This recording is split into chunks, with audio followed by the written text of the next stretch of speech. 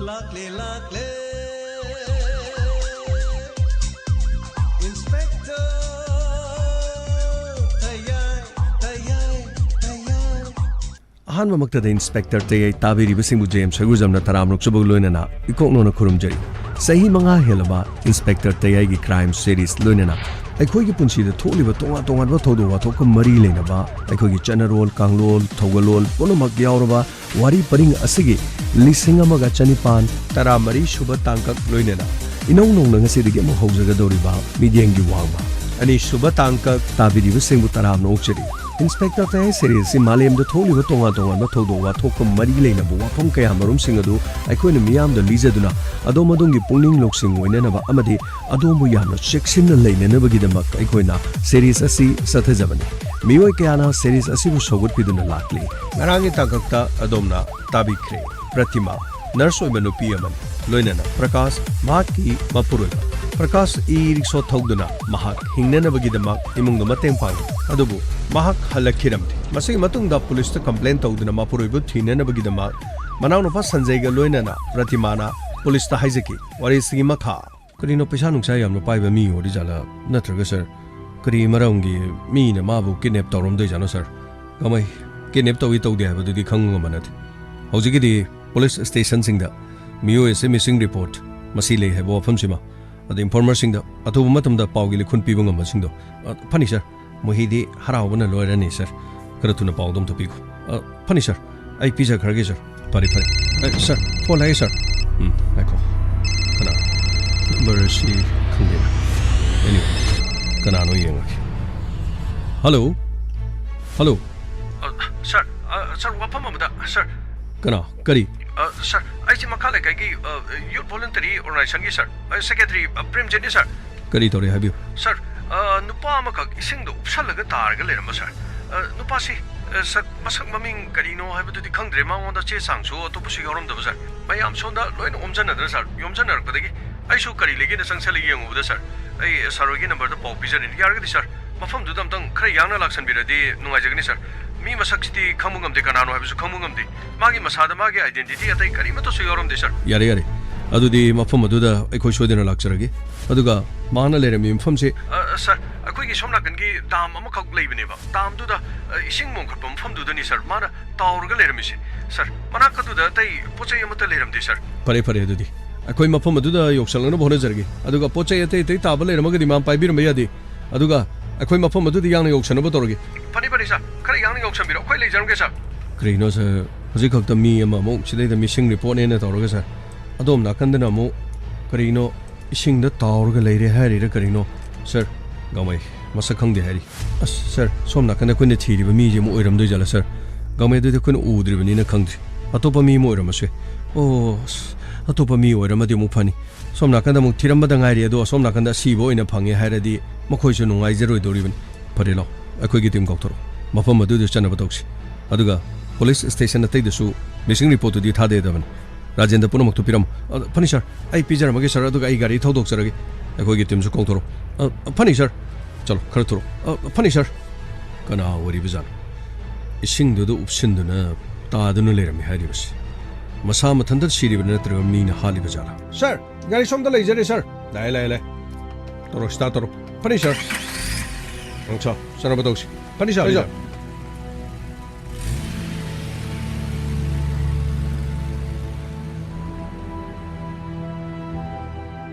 Kaino, police to high no more. I get a powder. Sula like there isn't a Doris. Tawudi was a Katina high given. You would show in Europe. Corinos did a sing up Selatar, Mimramshibo. Nati. Once the Singji, Aru wishing you at it. Tuck in a comborum, Doxman. Aduga, she do Selagata, the Wimerum Shibu. I don't need it, or is not Ragamaisi. Sing Kange, Soke, and a Karikari season again at Dozan. Hungry Nicomaton, or my Jup Selatale. Adubo, Kaino, see sounds from the old day. I got a dark card. Maraxi mobile, Kain Tadi. Aduga, come at you, Janoshiba. I ain't can Madamasi. Me Karana Marale, big the Mupara Poraga. Fu near Pacao, Torga Tadamizal. Massage among some Haido, and those police no horen mo akhoi na pairam me na monga kani ne tor ai roga evidence manghale na khoi da mu tai na radi pia dia pai bia ti moi la ninga as kangu nu masli da tori jong ni sida si ba leire ta ba sida ba laknari myam jong si yeng ba laknari ni miyo ba na ne nungai ba matam da koba khoning de awa ba matam da na kana nu kari no khare yam ni yeng e do tawi mi mane mamai palap ko matam da ne as koba khoning man te yong ne sida na tai sa da bo ngau no mari ye no chin thino mi je pe thana tholo ka ne du ne nang mana phange lebak si mai pore ga na hai jo nang gi ne na kanam ta tholo is de kai no homra khang de kalak pa si di ne koba khoning ma jana ti nang gi le kai na nang na mai pak ma tam da koba sum ko khoro ye se yam sum wa pham as sum me sai ta wo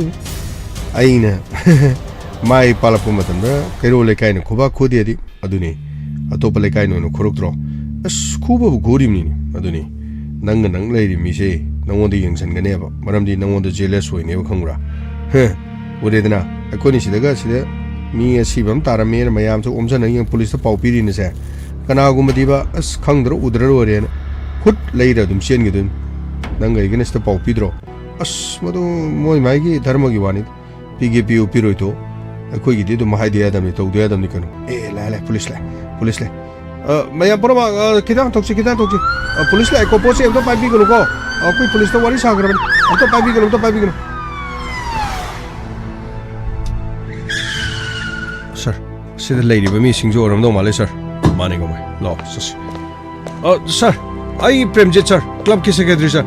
lo som da lo sir kamai to no sir sida lady sir turenda mamai si upsil ga tar ba sini sir adudi mananak pa side di kari poler mi sir mananak pa side kari ma poram tam che chang aduga kari gari karim leram de cycle lo gari ma chaw ro gari so bo ro karim de sir ma se sir tasing na ara di atopa mafam de gi phar ga poraga mi kharana mafam si de hatu mi jal sir madu madi khangre sir sing ji de ujing matam da turiani sing are mathak ta lengoi chamjan ba thak lawa turian si de gi lengoi je pasa pai ba mi sing jena jcb proken se jena nai khai ba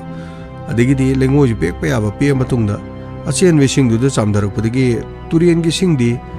sangtrik sangbade hen tok tara lutrik lubadi to khraga as pumnai nei re dani sangom phambei type tani da toris premji sir adudi sida topa pochai karimata taram de senge ko sir aseng mani sir asida leiri me ampara muta su akoi mayam loi haijagram ni sir sandos sir somda pani sir kari pochai le ge du gamai pani sir rahul sandos pani sir Salam tiung.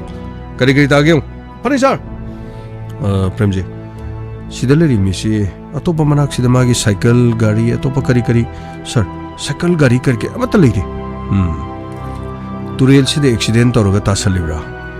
Natraga ising thakke haidana makha sida kummagi wadi lero. Anai be sing sida kumtharaga ising thakani asidi thajadi. Sir madumani khali sir. Sir Kadore gamai sir karisu tade si mafam dadi sir karisu che changoro kariu amata leite sida lari ba mayam su karim ta tharam de sir okay adurga di santos sir forensic team pau pi khra sir pau pi jagre ambulance yu orani sir pare ambulance toroga magi masache postmortem to dabdi aroi aduga masak lari ba phibam Seliba dress aduga imung manung sing da leiba miyo sing da kana singnaba leiba ge habadu pau do lobu tarendra parisha aduga police station sing da pau mutang photo do upload toro aduga khoi information da su hariba miyo si kana no habadu khangu ngam ring wa parisha ai haijak rage sir ai marak thana kenom ta haijage sir kaidore gamai sir ngasai ki nupa maga nupi maga matei maga manau nupa ga lamdo sir Mokoi na piram ba photo do sida leire sir amtu yeng biu sir kadai sir si phone jam de yeng biu sir sida tare ba nupa se sigi nupa se ga masak apet manaba gi wani da sir magi sina mamai se khara mayang kang magi wani sir ising da ta ba nupa se kitang noi ba gi wani ngai ko isingda taba sibaksang masana mamai nu khatpani aturagadi mana piramliba photo si karigumba mamai nu khalagadi sita tariba misi masamana gadra sir purit mana de kongrau mana de sir atai dem to mana de du sir mamai di mana bagi wani de sir mamai mana di kamai waram godori bani sir mi gilam dadi mi amagi karino DNA gumba duga fingerprint gumba mi gi sana phangmaji mechin do kotok namma sir ko thi tiragana sigi mi siga finger se match oire gana thok hai go sir asadu ore di khanga da bani aduna ni gamai forensic team na su fingerprint aduga ai ko ne somna kandana mobile gi location sir adu di ngasai gi manao no pa ga matai magala amu to sir makhoi mang kre ba prakash cyber garino magi mobile number switch off lay har jo sir magi number du di sir surveillance thama kana magi location gumba sir natraga magi di active orak ko matam da gamai madugi suma thaw tum lakani nang na haigum dana se tari ba sibasi khoi ni piram le ba photo siga masak mana kreda adubo khoi na mafam sta phangli ba mi si ID di kari mata phangwana thi santos sir Sida kari mata phangre sir yeng bya ba sir kari mata leitre sir yamna luri ne dati asi baksang si nupa amaga nupi maga khoida laga complaint torumba makhoi ne haiba photo da masak mane hena gamai na amuti sida mukta nangi mota kai legi phari sir rahul sir bimo sir yong lo sida phari sir sir haibi sir sida leriba photo siga maduga sida leriba thawai yau da baksang siga sir sidi manabadi yamno manaba male sir manabadi male bimo sir monomuti sir photo siga di mandi manaba male pare doti nokhoi me aro sayama loina haire dana tangai phadana hojik forensic team la matungda ambulance thorga thawai yau drobak sa mok to puda biaro postmortem tawna na bagidam sir adudi makha tabdi kari tawni sir gamai ngasai number piramba matai mamadi manaudo mokto law haina pau pigro thawai yau drobak sang ama phangi karimta pakar kanu achumrang khandoga sengbra sengdabrai do amutung yengba pion haikro phani sir khangdre ni asi bama leire na koi mungi mi man bre yengo lawga haiba sida imung manung do phorung ga do sir gamai chumani kana matana asung ma wa ba sida masa da thoni madi paule adugo hoju makidi aseng mo do khangdre bani makoi ko bata sado sir ambulance ka mafam sida forensic team la matung da akhoi de kari report to tangai phadab sing do sinar mas phani sir adu dilo akhoi chana batoksi sir asidi photo da moine pyramid go di masakti yamane sir adu bo mama ise singda tabani na kitang pongkhat pogumba karino kharadi manada ba kharadi le sir adu bo yangs mafam asida mahak kana ga lalibano mathanta lalibra mina mahak po halaga hundoglam lera wang de kamarum le sir asigi phibam sida di sir ising manungda ekoi myam iroiba sanasi haraga angang oringeda irang habda dugumadi natre da sir magi thangai singna mi kana mata leitringa di sing soke gaina gamai dubo mafam sida patra haibadi bottle hangmugumba ising soke tobada ma ka loina na turena si mamai da tasin kiba adu betaragadi kana leibagi habado koi tangai phatana yengda ber poto se social media da thagalo punisher asumna Inspector TAYAI mafam adudugi lakhiram amadi makhoi complaint torumba nupi ama mahaki manau nupa makhoi su pau piram tobudadi makhoi mokta laktuna thawai yau drobaksang adu makhoi gi mangni ba mi adugu masak manai manadi habadu hairo law haiduna pau pikhiram asumna mathang pau pinaki thawai yau drobaksang aduga missing report leri ba photo aduga manabra haiba wafam adu mathang yengnaram adubu imung amada thiba khangdre haiba miyoi ama asiba hakchang oina leiramba loinana asiba hakchang aduga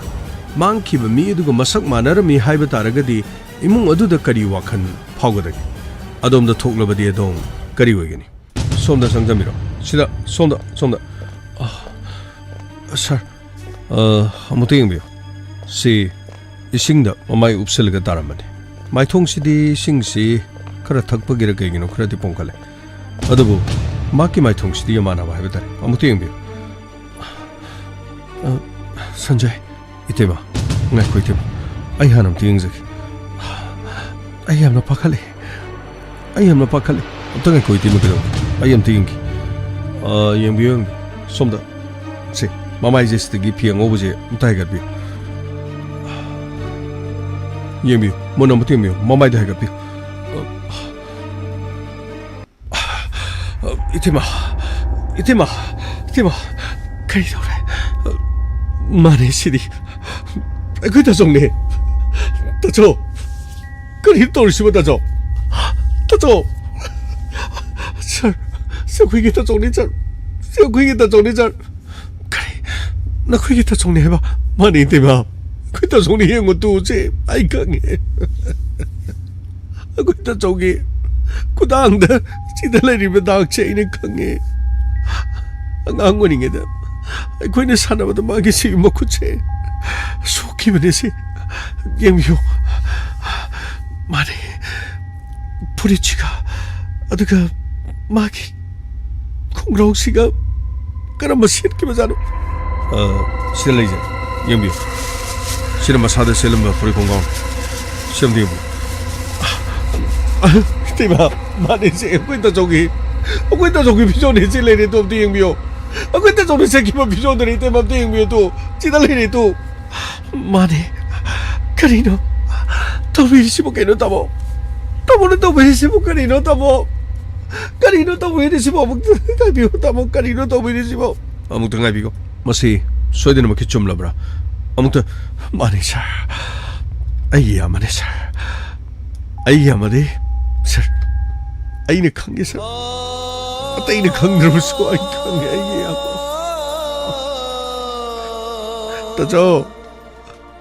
따저는 떠오르 시부까리는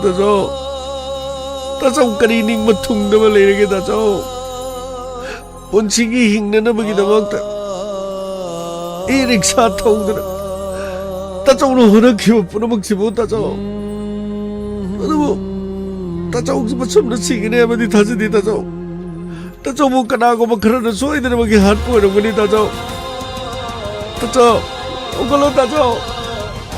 이때 뭐지 따저 까나도 싫은 거기 따저 오걸로 따저 오걸로 아무도 오걸로 따저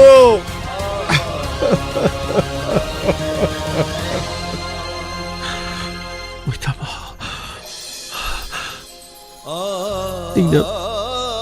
잉나 먹이다먹다 시엔 딴체나 하이베네 따저 낭부 얌나 와라브로 아이 그나가 레오 하이베노 낭 시엔 따라노 오또 토로노 낭나 빠마 낭게 타복 마펌두도 잘라세 호글로 따저 호글로 따저 호글로 असुमना प्रकाश मसक खंगदबा मियोय खरा महाकपो हालमलिब्रा नत्रगा महाक मसाना इसिंग अदुदा चुंगथदुना थवाय थारिब्रा असेंगबो मरमदि खंगबा ngamlamdi माकना सीरमी हारिबा मफम अदुदा माकना थौखिबा ए-रिक्शा दि फंखिरमदि complain तौबा मतमदा मयुमदगी ए-रिक्शा अमा थौदोकी हाइबा Mike मनाउ नुपा अमदि Mike लोइनबी प्रतिमान हाइबा वाफम अदुगा पुलिसना फंगलिबा हकचांग मनाक्तदि गाड़ी अमता लेरमदि Mike ID सु लेरमदि माना सिजनबा mobile सु लेरमदि असुमना case असिगिदमा पुलिसना अमुखना लाकिना इतेमा police लाइतेमा sir संबिरो सोमदा काखटपिरो याने 선조이 sir 하이비 sir 에코슈 도도스기다 뭉테데 쿠시는 아이템 포목살 sir thank you sir 아동이 아마시 컴플레인 토록 마텀나디 이-릭샤 마 야오이나 에코디 사비리 아두부 마키 타와이 야우드로 박상 레르모 펌드디 이-릭샤 레르모디 ꯏꯔꯤꯛꯁꯥ ꯄꯥꯝꯕꯒꯤꯗꯃꯛ ꯃꯍꯥꯛꯄꯨ ꯀꯅꯥꯒꯨꯝꯕꯅ ꯍꯥꯠꯂꯤꯕꯖꯥꯠꯂꯥ ꯅꯠꯇ꯭ꯔꯒ ꯏꯃꯨꯡ ꯃꯅꯨꯡꯅ ꯆꯤꯡꯅꯕ ꯃꯍꯥꯛꯀ ꯈꯟꯅ ꯆꯩꯅꯈꯤꯕ ꯅꯠꯇ꯭ꯔꯒ ꯑꯇꯩ ꯑꯇꯩ ꯀꯅꯥꯒ ꯌꯦꯡꯊꯤꯅꯕ ꯈꯟꯅ ꯆꯩꯅꯕ ꯊꯧꯗꯣꯛ ꯊꯣꯛꯈꯤꯕ ꯂꯩꯕꯒꯦ ꯁꯥꯔ ꯑꯩꯒꯤ ꯏꯌꯥꯝꯕ ꯀꯅꯥꯃꯠꯇꯒ ꯈꯟꯅ ꯆꯩꯅꯕ ꯂꯩꯇꯦ ꯉꯁꯤ ꯐꯥꯎꯕ ꯑꯩꯅ ꯈꯪꯕꯗ ꯑꯩꯈꯣꯏ ꯇꯥꯆꯧ ꯀꯅꯥꯃꯠꯇꯒ ꯈꯟꯅꯕ ꯆꯩꯅꯕ ꯊꯧꯗꯣꯛ ꯑꯃꯠꯇ ꯊꯣꯛꯈꯤꯕ ꯂꯩꯇꯦ ꯃꯅꯥꯎ ꯑꯩꯕꯨ ꯃꯤ ꯑꯣꯏꯅꯅꯕ ꯃꯥꯅ ꯁꯦꯝꯕꯤꯔꯛꯈꯤ ꯑꯗꯨꯒ ꯏꯇꯩꯃꯅ ꯅꯔꯁ ꯑꯣꯏꯕ ꯃꯥꯅ ꯃꯄꯥꯟ ꯂꯝꯗ ꯊꯕꯛ ꯇꯧꯗꯨꯅ ꯂꯩꯕꯅꯤ ꯑꯗꯨꯕꯨ ꯏꯇꯩꯃꯒ ꯃꯈꯣꯏꯅꯤ ꯇꯣꯀꯥꯏ ꯂꯩꯅꯕꯗꯨꯗ ꯃꯍꯥꯛ ꯃꯅꯤꯄꯨꯔꯗ ꯂꯥꯛꯂꯒ ꯀꯔꯤ ꯇꯧꯁꯤꯒꯦꯅ ꯈꯟꯕꯗ ꯑꯩꯅ ꯑꯩꯒꯤ ꯐꯥꯔꯝꯗ ꯇꯧꯔꯤꯕ ꯊꯕꯛꯁꯤꯡ ꯑꯁꯤ ꯄꯨꯟꯅ ꯇꯧꯃꯤꯟꯅꯁꯤ ꯍꯥꯏꯗꯨꯅ ꯐꯥꯎꯕ ꯑꯩꯅ ꯍꯥꯏꯔꯦ ꯑꯗꯨꯕꯨ ꯑꯩꯅ ꯇꯧꯔꯤꯕ ꯊꯕꯛꯁꯤꯡꯁꯦ ꯃꯍꯥꯛꯅ ꯇꯧꯔꯕꯗꯤ ꯑꯩꯉꯣꯟꯗ ꯑꯌꯦꯠꯄ ꯐꯥꯎꯔꯛꯀꯅꯤ ꯍꯥꯏꯕꯗꯒꯤ ꯃꯍꯥꯛ ꯇꯧ ꯍꯥꯏꯕꯁꯨ ꯌꯥꯈꯤꯗꯦ ꯑꯗꯨꯕꯨ ꯈꯔ ꯂꯩꯔꯒ ꯏ ꯔꯤꯛꯁꯥ ꯑꯃ ꯊꯧꯔꯒ ꯃꯍꯥꯛ ꯇꯦꯛ ꯇꯦꯛ ꯆꯂꯥꯏꯖꯕ ꯍꯧꯔꯛꯄꯅꯤ ꯑꯗꯨꯕꯨ ꯁꯥꯔ ꯌꯨꯝꯗꯒꯤ ꯊꯣꯛꯈ꯭ꯔꯒ ꯑꯁꯨꯝꯅ ꯑꯁꯤꯕ ꯍꯛꯆꯥꯡ ꯑꯣꯏꯅ ꯐꯪꯕꯁꯤꯗꯤ ꯁꯥꯔ ꯃꯁꯤꯗꯤ ꯌꯥꯝ ꯅꯨꯡꯉꯥꯏꯇꯦ ꯁꯥꯔ ꯃꯁꯤꯗꯤ ꯌꯥꯝꯅ ꯄꯦꯟꯗꯦ ꯑꯩ ꯌꯥꯝꯕꯁꯤ ꯀꯅꯥꯃꯠꯇ ꯉꯁꯤ ꯐꯥꯎꯕꯗ ꯃꯍꯥꯛꯀ ꯈꯟꯅ ꯆꯩꯅꯕ ꯂꯥꯎꯅꯕ ꯀꯔꯤꯃꯠꯇ ꯂꯩꯇꯕꯅꯤ ꯁꯥꯔ ꯑꯗꯨꯕꯨ ꯁꯥꯔ ꯑꯩꯒꯤ ꯌꯥꯝꯕꯁꯤ ꯃꯍꯥꯛ ꯃꯤꯅ ꯍꯥꯠꯄ ꯅꯠꯇ꯭ꯔꯒꯗꯤ ꯁꯥꯔ ꯀꯅꯥꯃꯠꯇꯅ ꯑꯁꯨꯝꯅ ꯇꯧꯕ ꯉꯝꯃꯣꯏ ꯃꯁꯥ ꯃꯊꯟꯇ ꯁꯨꯁꯥꯏꯠ ꯇꯧꯕꯗ ꯀꯩꯗꯧꯅꯨꯡꯗ ꯑꯩꯒꯤ ꯏꯌꯥꯝꯕꯅ ꯇꯧꯔꯣꯏ ꯁꯥꯔ ꯑꯗꯨꯕꯨ ꯁꯟꯖꯦ ꯃꯍꯥꯛꯅ ꯁꯨꯁꯥꯏꯠ ꯅꯣꯠꯄꯨꯗꯤ ꯏꯔꯝꯕꯁꯨ ꯅꯠꯇꯦ ꯃꯥꯅ ꯄꯨꯈꯤꯕ ꯒꯥꯔꯤꯁꯨ ꯊꯤꯕ ꯈꯪꯗ꯭ꯔꯤꯁꯤꯅꯗꯤ ꯐꯔꯦ ꯑꯩꯈꯣꯏꯁꯨ ꯀꯔꯤ ꯂꯩꯒꯦ ꯍꯥꯏꯕꯗꯨ ꯈꯔ ꯊꯤꯖꯅꯕ ꯍꯣꯠꯅꯒꯦ ꯁꯥꯔ ꯏꯌꯥꯝꯕꯒꯤ ꯑꯆꯨꯝꯕ ꯄꯨꯊꯣꯛꯅꯅꯕ ꯍꯣꯠꯅꯕꯗꯨ ꯁꯥꯔ ꯑꯩꯈꯣꯏ ꯃꯇꯦꯡ ꯈꯔ ꯄꯥꯡꯕꯤꯌꯨ ꯁꯥꯔ ꯑꯩꯈꯣꯏ ꯀꯔꯤ ꯇꯧꯒꯗꯕꯅꯣ ꯍꯥꯏꯕ ꯈꯪꯗ꯭ꯔꯦ ꯁꯥꯔ ꯏꯇꯩꯃꯒꯤ ꯃꯑꯣꯡ ꯃꯇꯧꯁꯤ ꯉꯔꯥꯡꯗꯒꯤ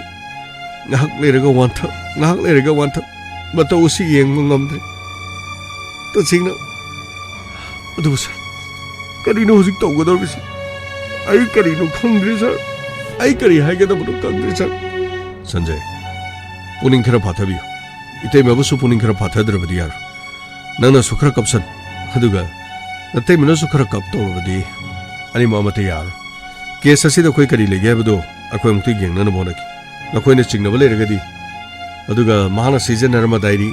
मदुगा महाना करी इशलम्बा अदुबुदि ngaraangdagi ai phaneyam khumjinjari phaneyam tatsunjari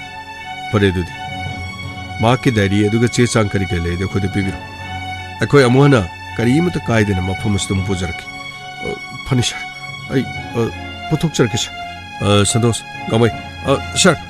चलो संजय की मतेंग खरबा फनिशर मैडम हाइबियो सर अदोंगी पुरुबसे अतोपा मिगा खना चेनबसे तसेना निंगसिंबिद्रे आई माना कनामतक खनके हैबसिदी आई ताकिति आई तसेंग हारबदा आई अदुगुमा मत आई अमुक्ता फावा उखिबा लैथि अदुबु माके मिसेस पोस्टमार्टम दबुदी करिनो करमना सिबनो हाइबदु मरिक चुमनबुदी हाइरगलगनि मदुदसु करि लेगे हाइबदु इंग्स अदखोने पामजबदी इमु मनुंगि माइकेदगी मागा खनगी अदुगा साउनखिबा लेगी लौरी इंखोल अदुगा मरु मपांगसिंग लंबिदे खना चेनबा थौदोसि सर माकते अदुगुम्बा अमथा तौबा लैथि एनीवे फरे सर सिमुति यंगी सर सिना माके ऑफिस की चेसांग सि सुरमगी अदुगा सिना डायरी सर सिंबियो सर डायरी गुम्बा करी गुम्बा दे खरादे पोरे सर मागे जे बिजनेस गुम्बा यामना चाउना करी तौनिंगबगी मंगलान गादी मंगबा माले सर होजिक ई रिक्शा थौबोरसु सर मागे टेबल द लेरिबा सिदा माने ये म डायग्राम मयाम करी मयाम सिदी सर सिदा लोई लेरे सर कमाई कानर खिबे पुनमक पाइसन बिरो अदुगा मैडम हाइबियो सर अखोने पुजरिबा पोलम सिंह अखोय अमता चितदना मु पुरंगना मोने जकी अदोनो स फोटो अमदा कापसन बियो अदुगा संतोष सर पोलम सिंह दो फोटो अमदा काप अदुगा इमुंग मनंग दो थारमना फरि सर लोइना सेम साब लोइजरि सर ओके गुड फरि अखोय अमु चनना बतोक्स फनि सर संजय वफम अमतंग सर हाइबियो सर सोमना कंदमंग थोबिरो सर करी मतंग ओइरो सर कोई वफम से लाना दि खनबिगन अदोंगी यामसे अतोपा एक्स्ट्रा मैरिटल अफेयर्स अतोपा नुपीगा मरि लेनबा नुक्सिनबा कथाय दिगना सर खै तसौदि अदुगुम्बा थबा मत तौबनति मादि याम चमना लेजबन अदुगा 이때마부수 야는 농시자면 파린 따져가 이때마가디 어또빠 엑스트라 메리티얼 어페어스기 말합니다. 카나바 차이나바 야오키바 하이바디 아마가 닝가이 상단하바 콜파 서 아이 동안로 파마마다 리자반 어더러버서 아이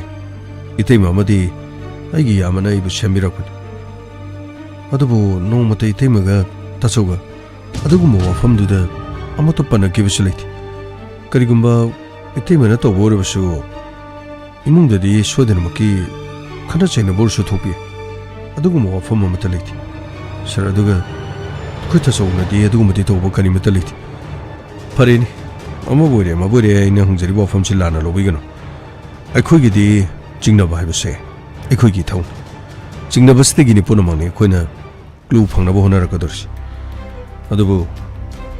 과디기 루리버디 마하나 시즈나키바 이릭사 마팜마두 레름티 turin adu dama tau karamna mathanda lalagi singdo upsalaga tar sidorino mafam mathanga haibi sir maksi iroi bai taba nati kuita so iroi bai angang moringe da pukidi iroi ba sanare sir madi iroi ba nai bani simung da lupaga so madi mafam amada lukraga mafam amada fogot ba yamno kuinga mi sir anyway amore se sanjay 아기 넘버 시 모두가 발선비 sir 와로비야디 시 동안바 넘버 그리고마야 항닝바 하닝바 레르가수 크라이비로 아동이 안바 레이터버세 아동이 때문에 어묵 해는 와라모드 어드나 때문에 puningsu 크바전비로 당ай퍼도 마나 하이닝바두가 닝싱로바 콜바 레르가수 넘버스 콜 토르가 소이든 하비로 야무 하저리사 anyway 쿠찬나나 바도기 Postmortem report ta kari lakada ge habadu die madumi yang minars postmortem ni to khrabani report to khodak ta lakta bagi wan kari lege habadu yang punisher sir yara ge postmortem report so soiden hajar ki madam akhoi mo yojana ba tawse sir ipuri bagi misi gi matang da achumba khradi pothopiyo sir khoi gi makai digi akhoi soiden akhoi makai digi kari to boya ge do koi kana yang sinjak to budadi Quading Olivasi Mana Yumdagi Purga Toki have Eriksa Fangdri Maki mobile phone Fangdri Aduga Mark Mapamaduda Eriksa Suyaudana Matanta Turian Usala Tara Karmasirango. Manano Pasanjana having Matungina Mark Iroi Bahi Aduga Iroi Bahi Miamana Turiana Kotokaramna Irana than a Sigadorban. Postmortem report Solani, quickly Legabu to Yanzerk. Was it a quay? Channel of a dozer. Ngangsi, lo, sana batos. Panisha. Sir. Kari no todo sibo kari haige do no ludi lu grede sir. Gamai. Kari haige da no kuch kang. Yengsi. Gari tono bato. Sir. Extra marital affairs su natti na hairi manao no pana su. Sir.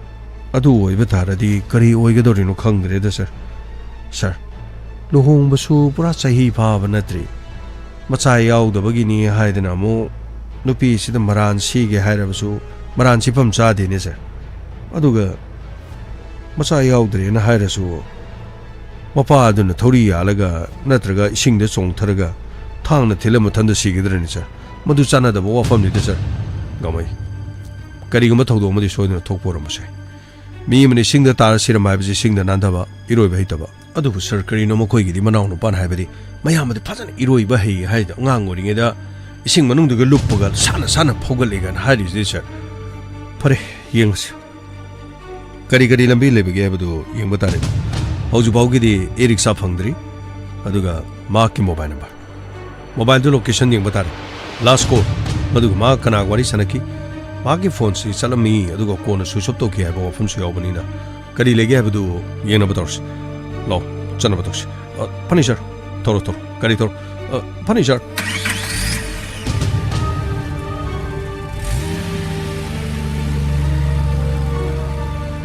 Asumna Mafamadudagi Inspector Tayai Lakirami. Tokiba Todo Sigimatang, the Inspector Tayana Kok Tadaki, Kankiram. Yum Amadagi, Tokibadagi, Hanjilaktaba. Adusu Eriksa Toba, Mioyama, Mamingna Prakas. Maki mobile phone gi last call yeng amadi mahaki last location chu yenglam madugi ngaithong asin tawringe da postmortem gi report amuk launa na bagi damak sem saki adubu makhoi gi imung manung na hairak pa matungina e-rickshaw ama yauraga chatki haiba miyo adu turiel amada mamai upsinduna taraga leram khibani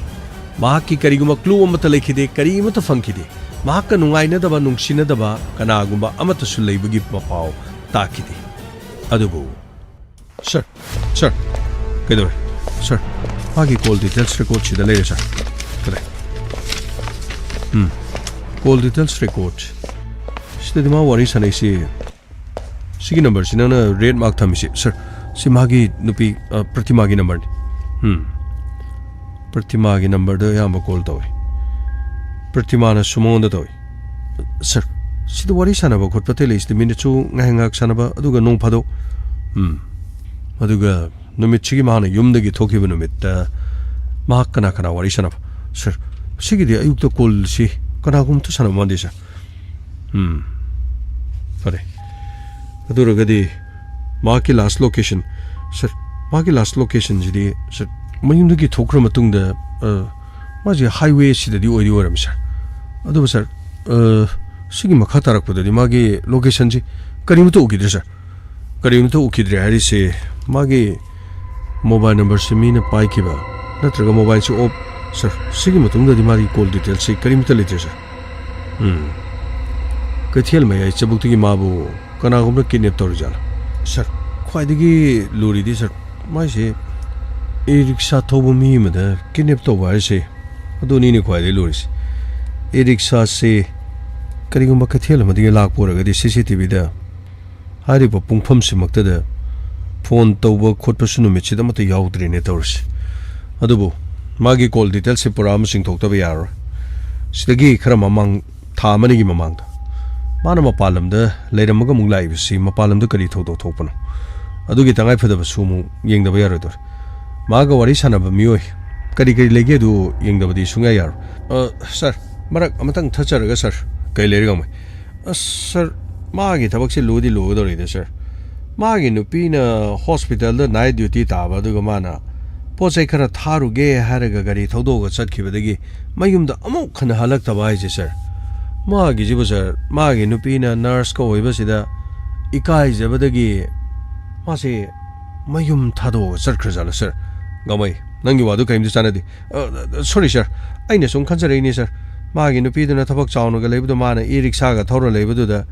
sir wakolon mana ba mi auto da hapsala pura sakra jala sini da sir aina sum khanjabagi wani sir lalambadi ai go sir gamai madu kari bu sana banati hojilari wafam se ma night duty halaba matung na mapura bi yumda leiram ngane habasin aduga leiram da bani sadu bu sir kari hai ga da no khang de da kana da chingna ga doino tawri se sir angak pa hai bu du oire sir ngako lo sida doctor leres si sangchilo pani sir postmortem na kari mo hairam ga dori jano khang de ne tawri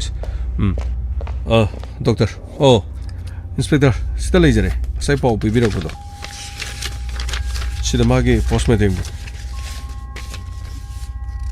cause of death strangulation what sir shibu mani mark se strangulation khawri melaga hatpani mark ki masada su atopa dakpham amata leramti mangak samda ngaksangang makhori se mesen ki bagi kharle masina takpadi khawri melaga hatli habasin sir adudi magi postmortem gi akupa postmortem gi se atai sakhau de yawba pochai mahak numidangi chakcha ki brasa ki dabra atai khara nei na gadaba khara di wale masigi report sidi matam kitang sangani na tapire aduna simade khoi gi sidangam da badigi mapalam da thak tangai phadana nomani ni dingai da yar thank you sir adudi akhoi mo funny leijawre funny doctor krino sir mahagi ji makhori met pani hari ji sir mane mahak murder mapu namdun mi khran hatani sir adudi mahaki nungai na da mahaki yengna basi aduni ina haribas e-rickshaw puruga sakiba mi ma ising dopsala tar leramba postmortem da sibagi maram si strangulation mangak mekhai bani haiba wafam sin adu betarabadi maki yengna bam le aikoni yengna badu kanano haiba khangdab gwan sir as adudi wafam asi makoi gi mung manung manau no pa da pau se mo matang pi batar copy se sigi scan dor ga thagars aduga hoji hoji gi magi manau no pa ga makin nu pi gi da makoi gi mayam lek tra base makhori me khaidina ma khat khibne base sir masada so ate dak so amata leitaba aduga ising do upsalaga su taraga leramba aduga postmortem sinamo mangak se me khaibane ne ino no pothorei bo wafam se sir magi sibo makhori met pane hai jibo gamai makhori met pai di makhori met padu oige dorim sir adu bade khangba sir ade da kanana met pano hai basi ge mo khangning bogi wan adu khangadi khoine faroi dra gamai sir adu bade chumba sir adu bu kanana met po oiram ga dori no se khanbada kok se matha sabam yaw bogi wani da sir adu ni hoje khoine khana ga dori basi adu di sir hoje makha tha base makhoi gi manau no pasanjai mafam asida mahaki matai maduga mung laon haibama natraga khoi chapama sir makhoi su khara laksa sanu da sir ai gi si order tawjabagi wade na te ko sir waro bi bede adu budi mafam asida law haragana ko butare dana adu bu hoje hoje mung manung da makhoi gi leiminar ba mi ma thawai mang khi wai ba se nungai bede na thi akhoi chalu su sana batoksi adu budi fare sir as sir ising manung du upsalaga taabase masa mathanda sijabani ga hairadi khara demu kongo doine mina halamani hairaga di makhori mele hairabani na ma bunung sibagi makhori metbadi oram dong mandre mi mada makhori mele sidi songning bagumba magi pendaba nungai taba leibagumba soni met ka dorine khangdre da sar adudi magi yekna basi magi nu pina su khangdaba magi manau nu pana su khangdaba kanana no ne khangga dorisibo kamai chana batokshi postmortem report khara su hoji wal funny sir law chana batokshi akoi gi ting gokto funny sir lakhe akoi gi team lakro amone chat batare lakhe asumna police station lagi inspector TAYAI postmortem report hospital da low matungda amukhana mafam maduda lakrem police ni dois temadi mungda mulai khri kari to bong lai jan kai to jan kari sir lengse biro sir sanjay postmortem report lai ai nongonda copy ma tha ge na su to toroman postmortem report hoji pali wa from se strangulation adong ya ma se khori me to na hat pan kari no habi sibo sir kui ya babu khori me la ga hale ai sibo yungo sida yorish cause of death strangulation iutong si khori gi sikai kharino adudi mahangno auto thoringi da tungdagi madusu khona haibadi ngamanati adubu mongona khori meli basidi numit adu da thawak chatpada khudak ta nungai na dabadagi saunarak padagi adubu khudak ta saunaba mimna mingonda khut tharak padi yabe hatpa mukti ngamgani haibasi thajadi adubu amore hoji postmortem report amadi wal sir postmortem report ama harisina atai na te da magi chakhong manung de yawba polam sing sir adudi case asida kari gum clue khra chadum tholok pi tholok ta basi akoi gi kumne yeng da ya da sir kari ha ga dam ro khang aishu yamba lei ta basi gi thabing khang sing aduga somda su tem su ma thana ngai bagi khang sir hojik tawri film si tem su ma mi ta masa o banati akoi gi wadi temina mapam da chalage na sakhrsu akoi karimati yela roishi haidana sagai gi leri me akoi loina khanar adudi hojo jiksima si yum thado ga chatkiba yabagi sir madumati makoi gi asongi mapam longi mi ga kari ga khara tanaba khorba tong mal sir akoi gi di kari haruni sir as khangre da adugi wa bade masana jo karino nurse oibagi chenpham da thabak so tawba leibani na mamita masa yaw bana thragadi sir ai gi wade amona sir mayum pala su khri su kai dabar khale de sir gamai masana mapuri babunuk si jarabadi amona mayum pandana legena leba ku su kana na khanga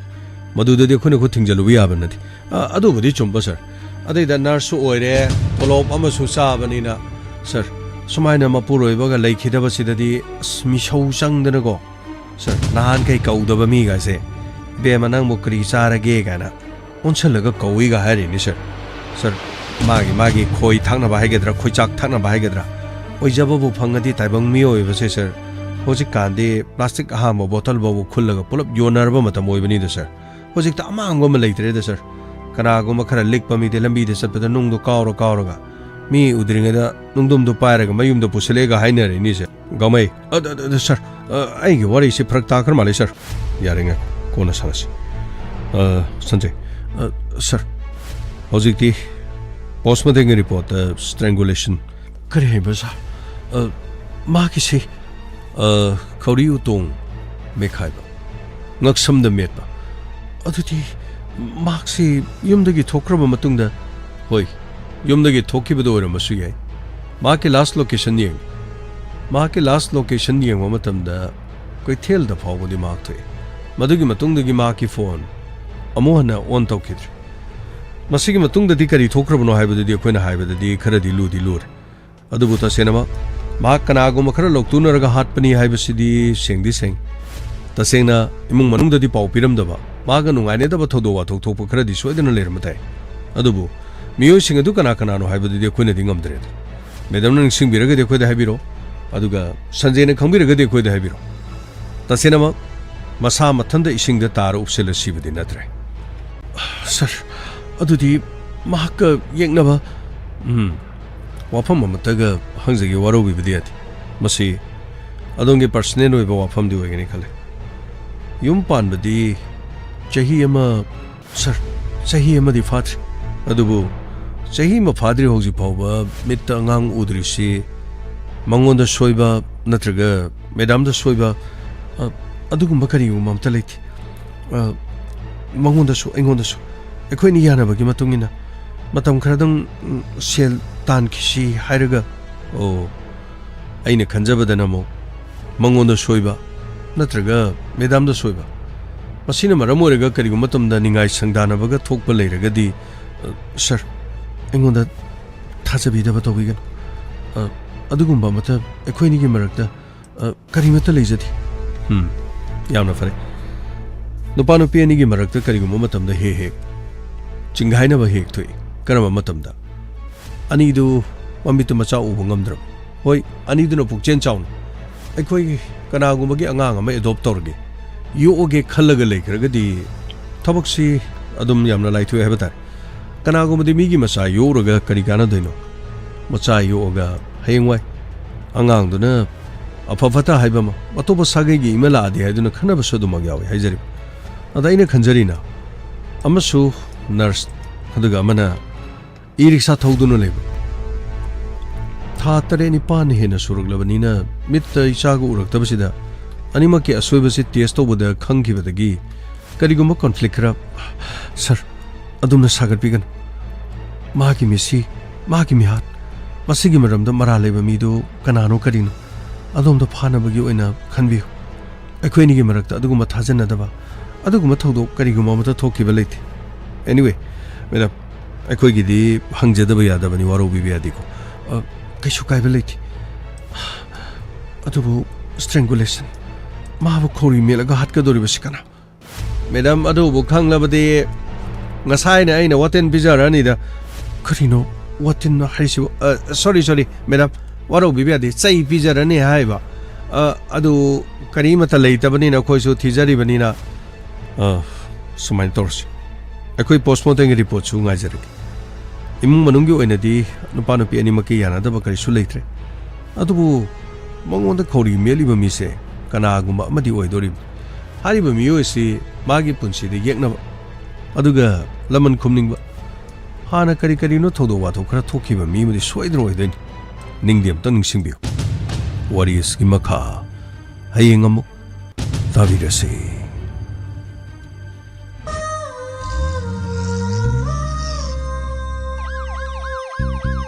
Lakle Inspector Tayai Lakle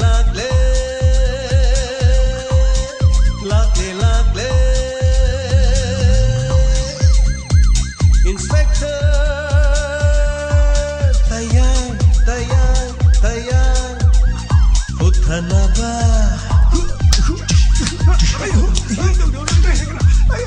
Kanbinaba. Thank you, sir. Welcome. Uthanaba. Kanbinaba. Inspector. Tayai, tayai, tayai. Lakle, lakle.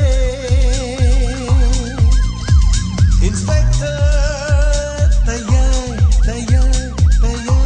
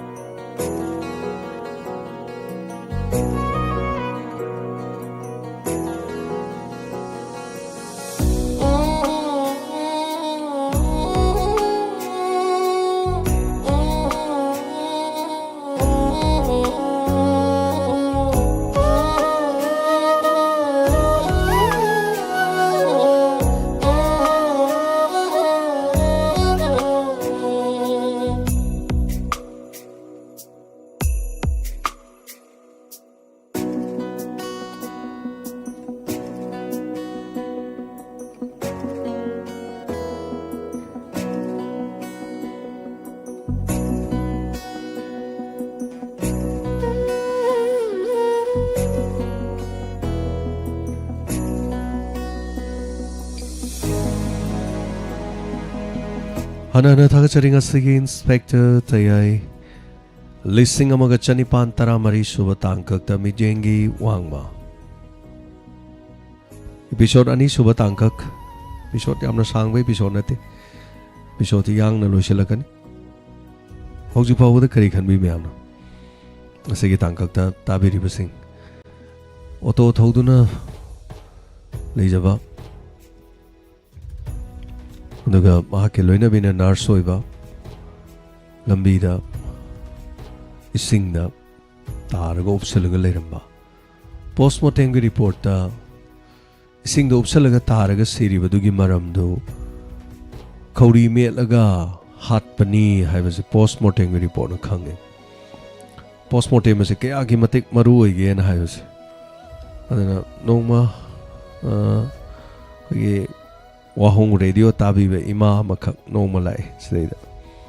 ada ima se la kan ma se kappe ma cha nu pai photo kappe smai to we bungo cha nu pa do ma ga ne nuk sina ba nu pi do una ba ne na ma di chat khi ba ja ni ai khoi khang de ma ma na ba na hai do una ne na hai ma ga nuk sina ba nu pi do do gi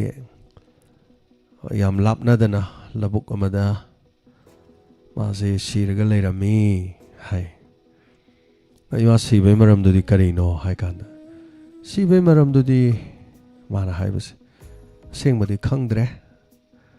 no pirongi kangu dagi kari dagi hat po oirongani hai ma dana sum hai bada ada aina opa saba budi nate aina matam da hai ma postmortem to hodabra hai mayam na hai ke role kai na postmortem to hai ado aina ne postmortem to bodi cha do thang no matat len that ka doini ye matat len thatoi di cha gi haksang du da thang na len madu pam da na ina lel halodre postmortem to hodre na mai thadokre loire chini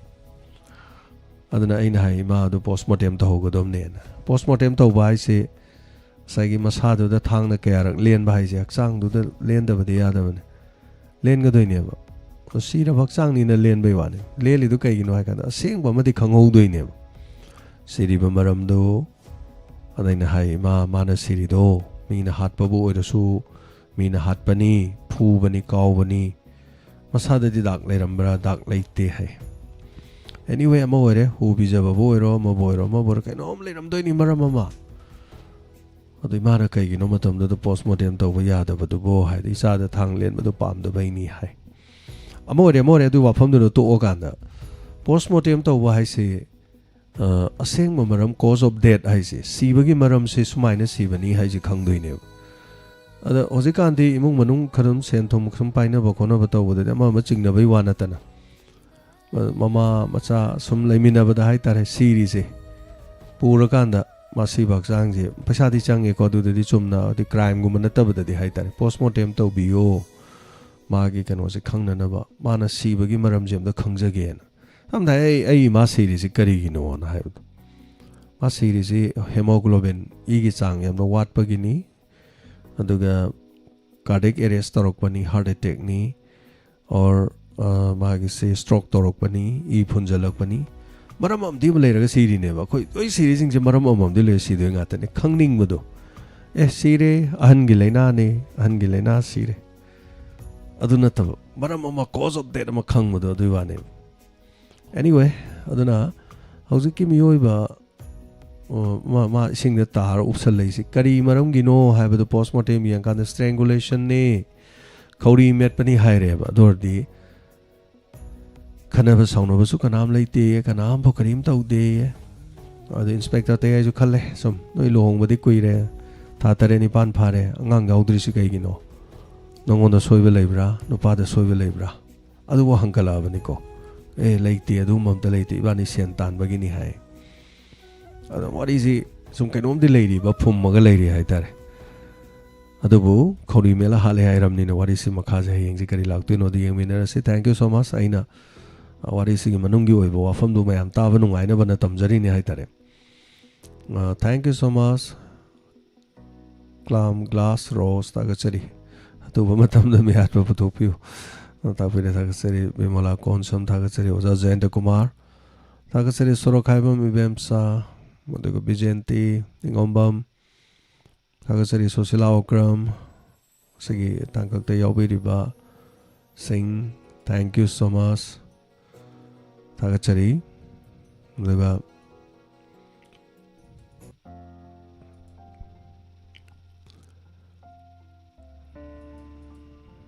बेनोदिनी खोमद्राम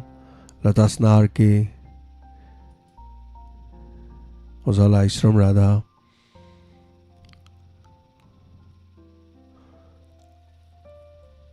थागचरी Ibema Ningthoukhong तबारेकानेसा Sobita Devi Soibam thank you so much comment section की comment गौरवा थागचरी प्रमोद औरेम मयामना खनबीबा सागतबीबा दुम लेरमनी वारिसि लोंगजम सनिंग खोम्बी मिस्टर डॉन थागचरी सर ओइ थोकपा याबदी ई रिक्शा थोकबा नुपादो परमिट पाइदबनिना परमिट पाइबा ऑटो थौबसिंगना सावी हाइबा अमदी माइ नुपीदो तमगिबनी चुमदि चुमेबको अदुबुदि तमेबको अदुगी मरमदुसु परमिट पाइबजिंगना हातपनी गायदो अदु वारिमनिको नाकनमदनि हायतारे अदुम खनबा याबो वाफमनि हायबताय तागचरी अदुगा थैंक यू मैम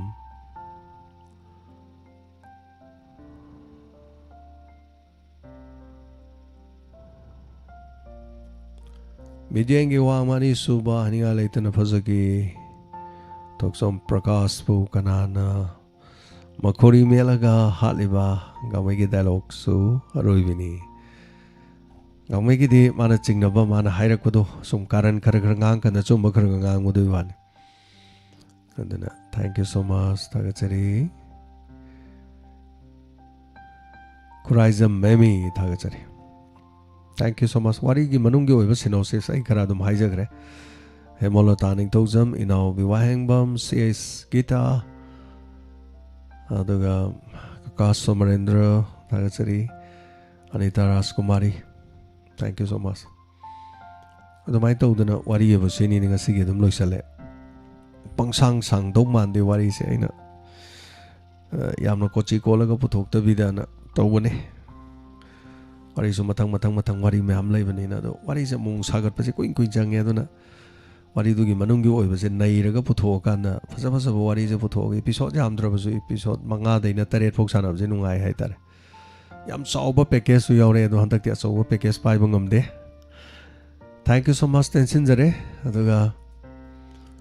से मतंग ताथो से ma'am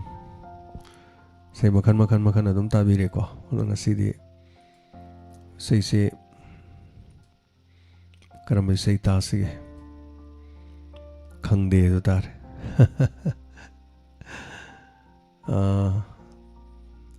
Bishop Sharma, thank you so much. Award from Bagita Pirakpa. Sakuntala, my mum Tagasari. Madam Sakuntala, the Uzikan, the Hing, the Yobi Gidre.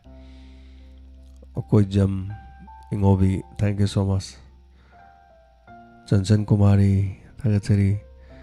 Hing the Yoroma Mimi, I'm Yaldre Uzikan, the amazing Jelly Tumnagari Haitare. Amazing Jelly Singna Uzikan. No Alago Lointana Haitare. I used to know Alago is Hannah Zirgang did. Tagatari. Thank you. Kari Haruni. Thing us with hang Natavi was saying, I'm put for Tagatari. Say Matang Kanjavani. Karambi say Tazi again. Tabam Bukangdi. Say Yamandana. Men manam tade. Yam laser dum nina.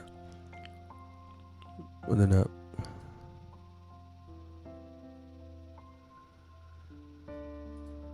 Yes, what has it again? Some Taragalay says no idea. Karmana the Bumta Mayam, the Ponomak the Katokzeri. Yekrabo in Tarazing a city. Yekrabasio, the Noise.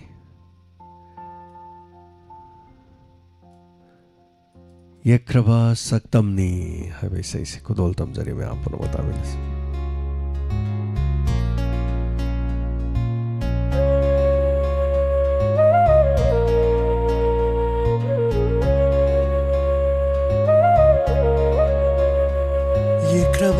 Saktamni thamoida lotli thamoida chetna yekraba saktamni thamoida lotli thamoida chetna honkinu nangi thamoi ado honkinu nangi thamoi ado yekraba Saktamni thamoida Yekraba thamoini ai hakki Solabi siklani ai hakki Yimbiyo aibo nusi nusina Yimbiyo aibo nusi nusina Nang tagi oiba kamoisi Yekraba Saktamni thamoida Solabi siklani ai hakki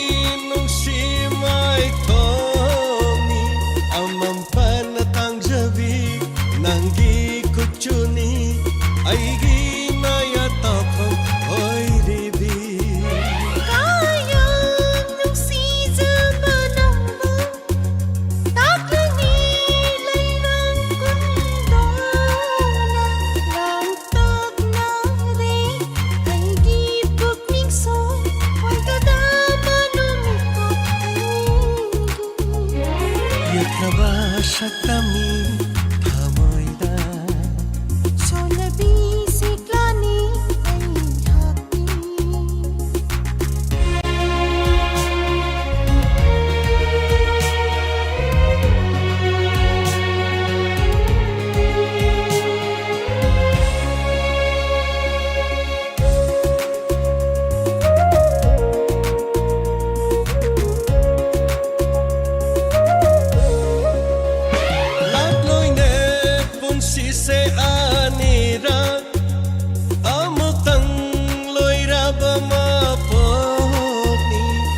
Lairami haiba khudam ase mutana leiba oishano Anava yining punhansi Hara mumuni mo Awag may sabtong ko'y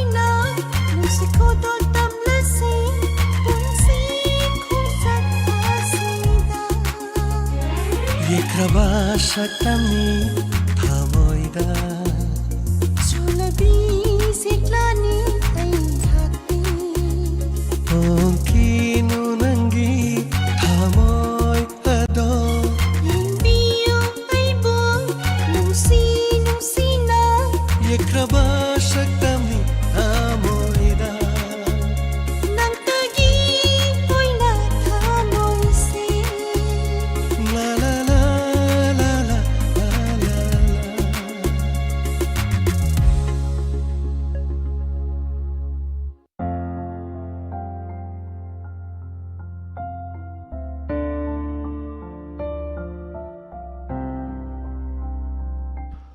Hanana Tagachari, Sandokjariva, Asigi, Inspector Tayai Tankakta, Abe Kangimbam, thank you so much. From Yobirapa, Bemaning Tokong, Brajesuri Takal Sangbam, Horizon Memi, Gita Chanam, Widrom Nungshit Tombi, thank you so much. Indo Enam, Yobiriba, Ponomapu Tagachari, thank you so much. Imam Ani Tombe same dukan mapangrang pauri ima dukan na kamdi kamamdre yengame thank you Akoizam Ingobi,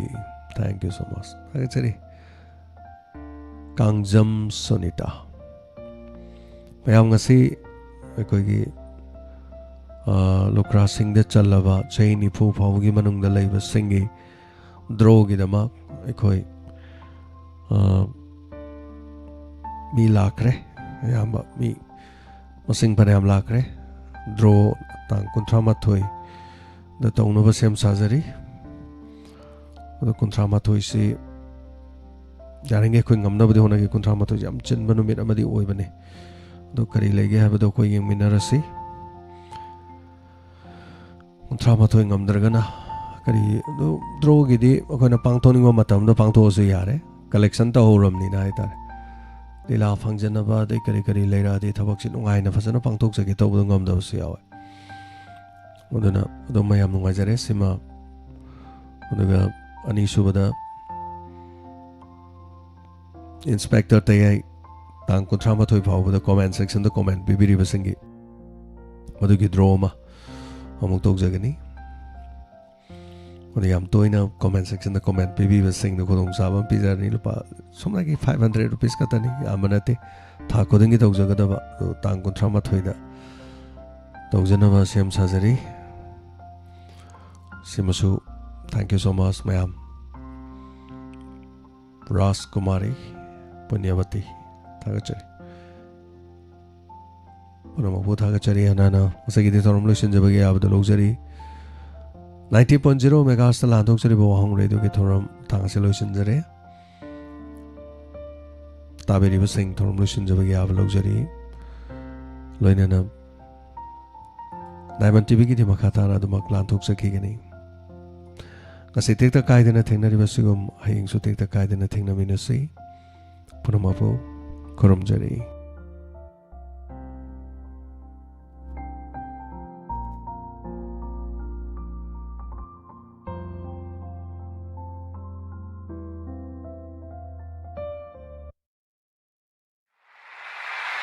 WAHONG Radio! WAHONG Radio!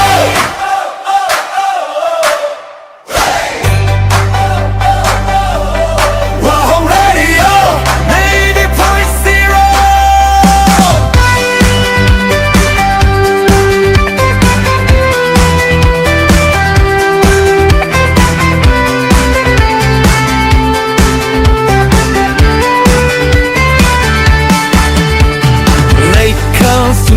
Shatlare